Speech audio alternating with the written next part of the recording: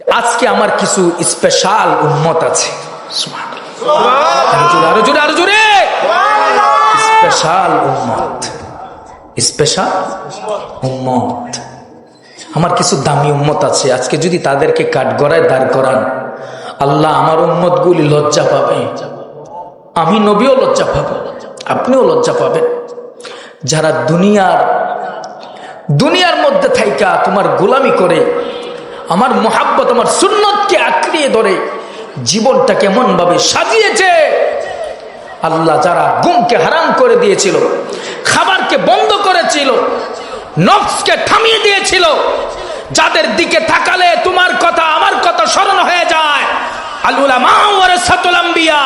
আল্লাহ তুমি যাদের কোরআনের মধ্যে উলিল আমর বলে পরিচয় দিয়েছো, আল্লাহ তুমি যাদেরকে ওলি বলে পরিচয় দিয়েছো, আজকে আমার ওই উম্মত স্পেশাল দামি উম্মত গুলিকে যদি বিচারের কাঠগড়ায় দাঁড় করাইয়া দাও, আল্লাহ তারা লজ্জা পাবে, আমিও লজ্জা পাবো।